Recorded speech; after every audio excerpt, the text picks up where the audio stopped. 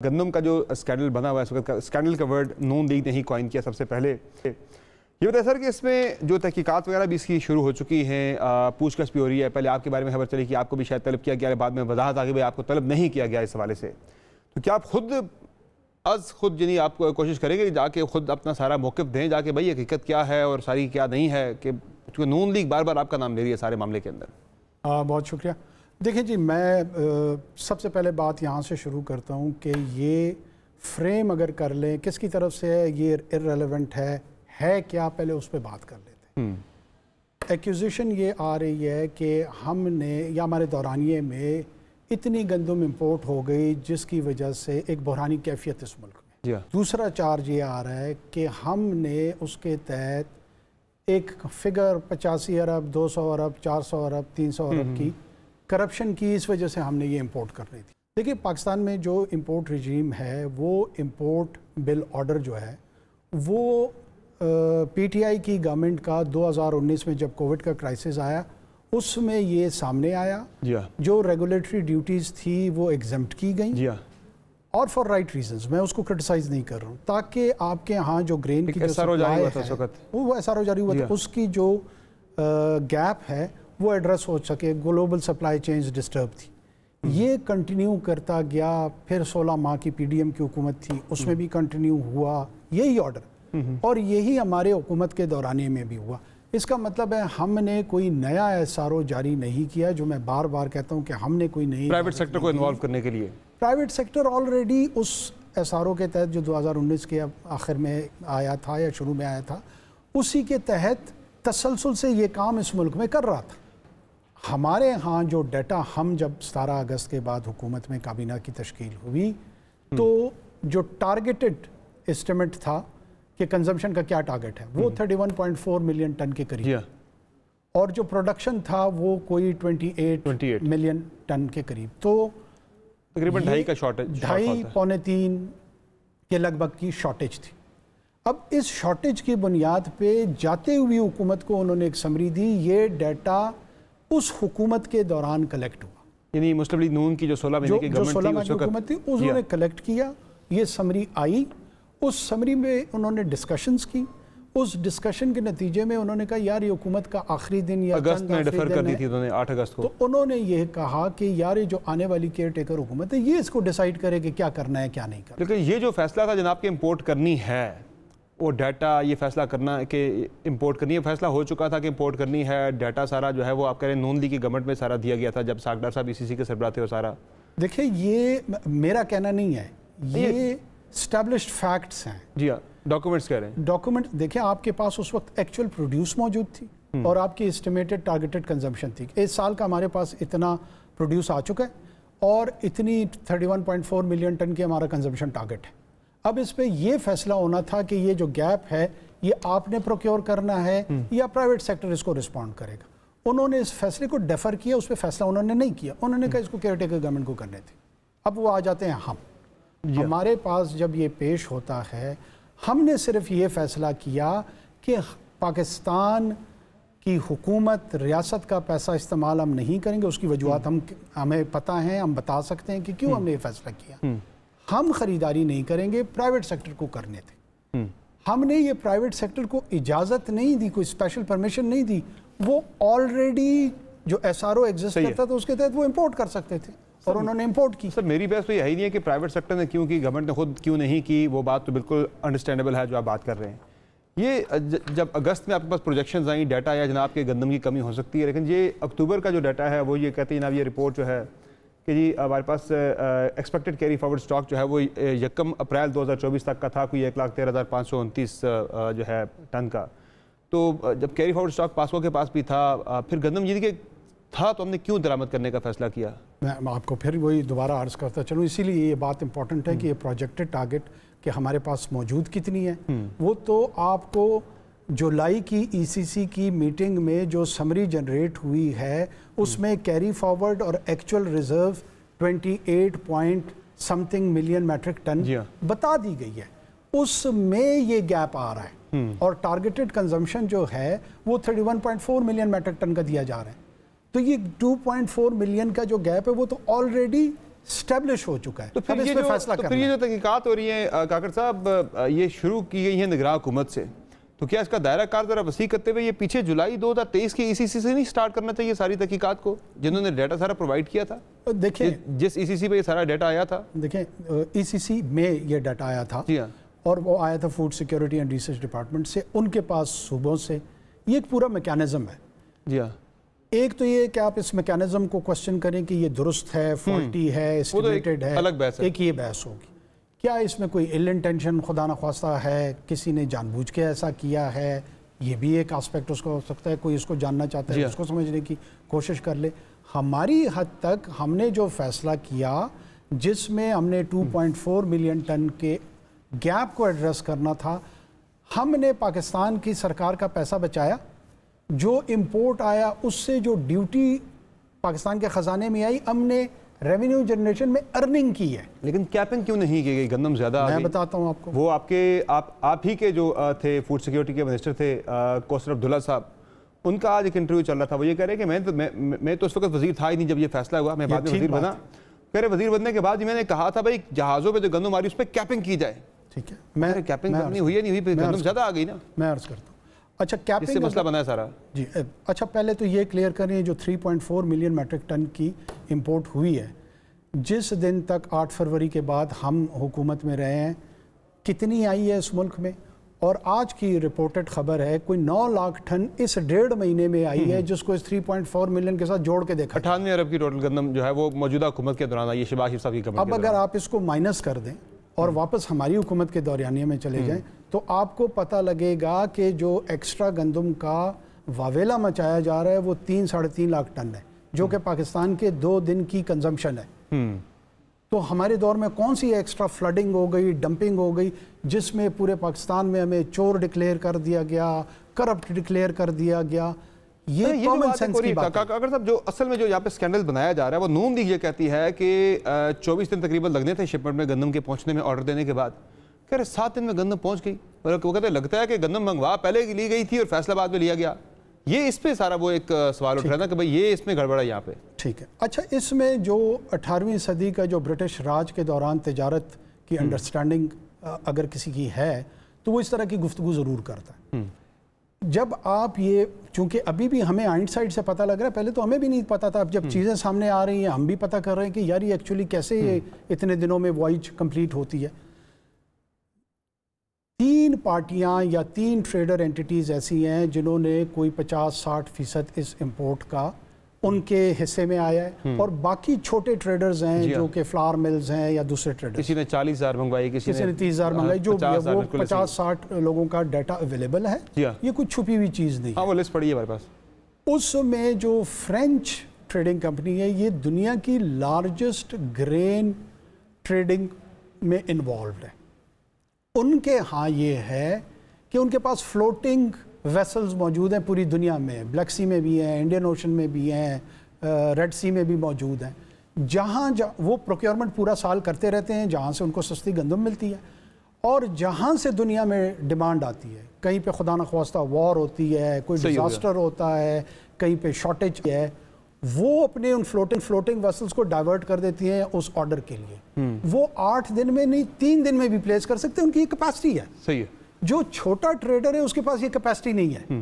اس کو ایکچولی اسی طرح جو اس ٹائم پہ ہی ان کی پہنچی ہے گندم, جو چھوٹے اوریجن ہے اس پروڈکٹ کا, وہاں پہ جا کے آرڈر پلیس کرنا ہوتا ہے, پھر وہ وائج کا ٹائم لیتا ہے. لیکن یہ جو بڑی اینٹیٹی ہے اس کے اندر یہ کیپیسٹی ہے کہ وہ اس ٹائم کنسٹرین, اسی لیے وہ ایفیشنٹ ہے. یہ ان باتوں کا آج کی جو حکومت وقت کو نہیں پتا نون لیگ کو جناب کہ یہ ایسے ہوتا ہے, وہ تو پورا ایسے اسکینڈل بنا کے پیش کر رہے ہیں نا. تو کیا اس پہ کوئی ایل انٹینٹ تو نہیں ہے کہ وہ آپ کو جو نشانے پہ لیا ہوا ہے, کہنا بیٹی کو سنانا بہو کو, وہ والی بات جو آپ کے مہربان ہیں انہیں وہ ہٹ کرنا چاہ رہے ہوں؟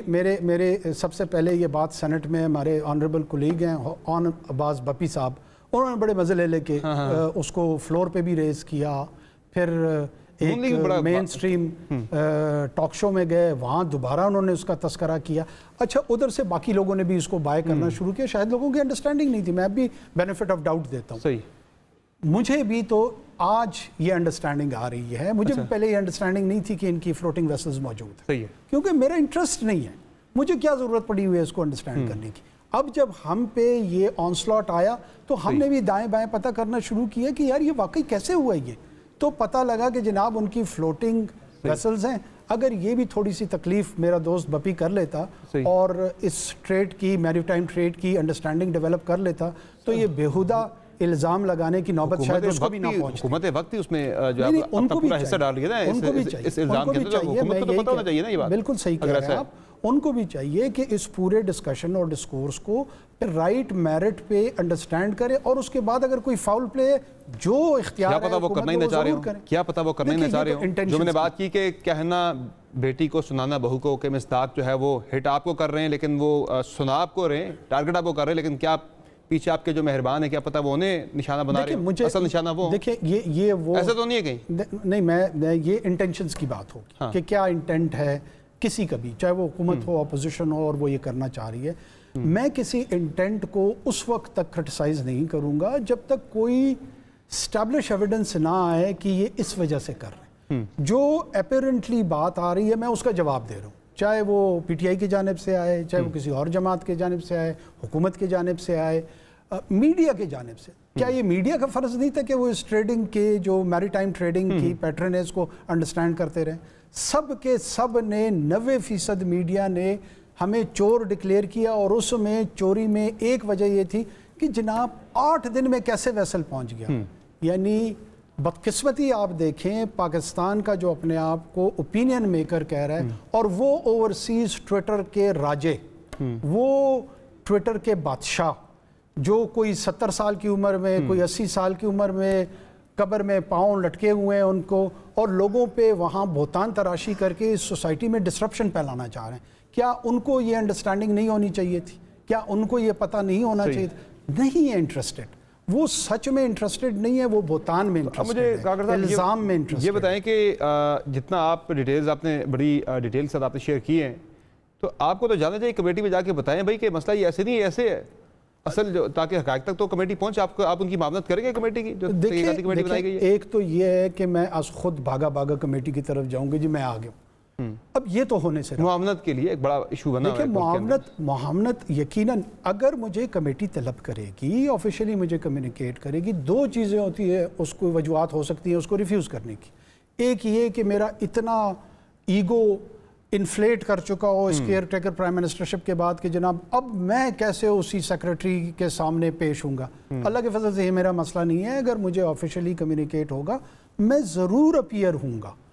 دوسری یہ ہو کہ میرے پاس یا میری کابینہ کا کوئی دفاع نہ ہو, ہم نے کوئی ایسی غلط حرکت کی ہو کہ اس کا ہم کیا جواب دیں گے. یہ دونوں صورتیں اللہ کے فضل سے ہمارے ساتھ نہیں ہیں. اچھا یہ بتائیں, اگر کسی نے طلب کیا ہم ضرور معاونت کریں گے تاکہ یہ ڈس سیٹل ہو.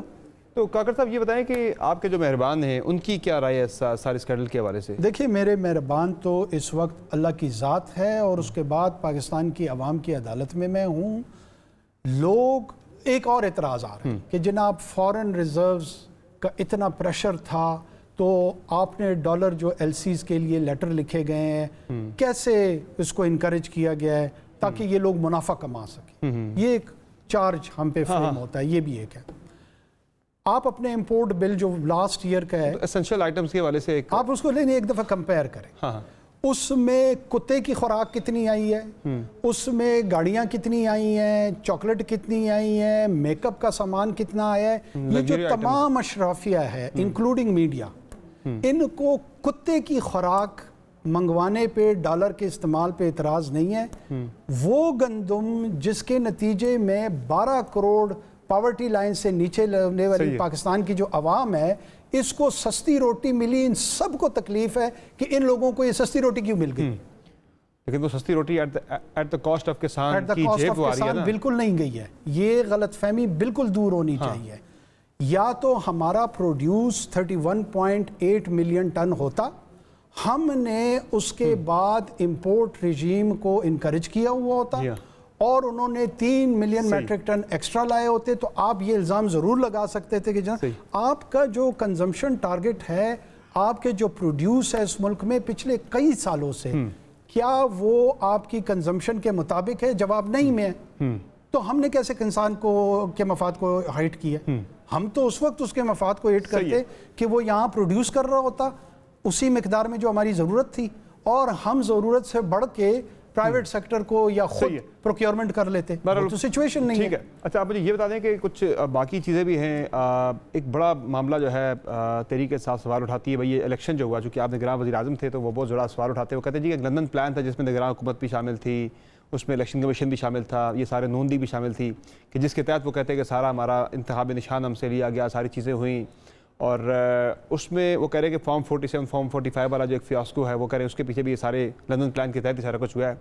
کیا تھا یہ لندن پلان کاکڑ صاحب, اور یہ فارم 47 والی جو طریقے سے الزام لگا رہی ہے یہ درست ہے؟ دیکھیں میرا ویو اس پہ یہ ہے کہ آپ نے بھی بچپن میں عمران سیریز کی کہانیاں پڑھی ہوں گی. اس میں جو کہانی لکھنے والا آتھر ہوتا ہے جو خیال اس کے گمان اور خیال میں آتا ہے وہ لیتا جاتا ہے, اور بہت بڑی پاپولیشن کی ان کہانیوں نے اس امیجنیشن کو کیپچر کیا ہوا تھا. آج بھی عمران سیریز کے جو انسپیکٹر جمشید اور دوسرے کردار تھے ہماری جنریشن کے بہت سارے لوگوں کو یاد ہے, اور وہ اس کو شاید کوئی حقیقی کیریکٹر تصور کرتے.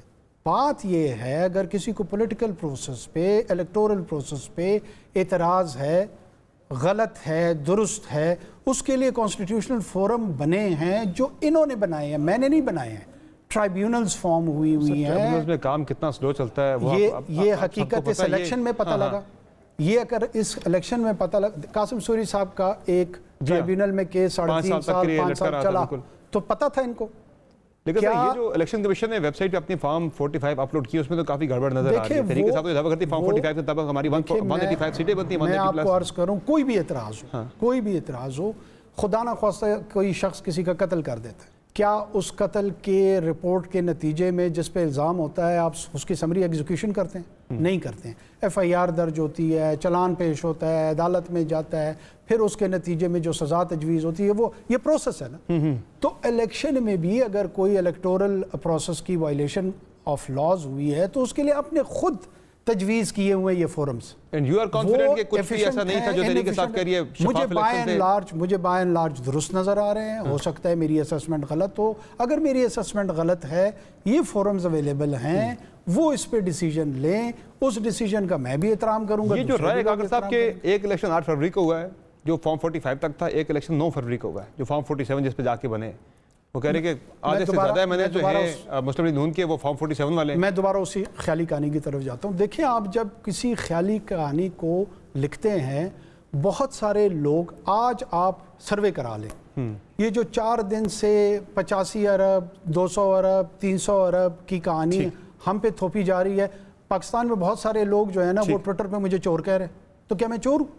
صحیح. ان کے کہہ لینے سے یا ان کے مان لینے سے حقیقت نہیں تبدیل ہوتی. ٹھیک ہے. اگر اس کا کوئی ڈیسیجن آنا ہے جو کہ سب کے لیے ایکسیپٹیبل ہو, آپ نے خود آئین کے تحت ان فورمز کو تشکیل دیا ہے,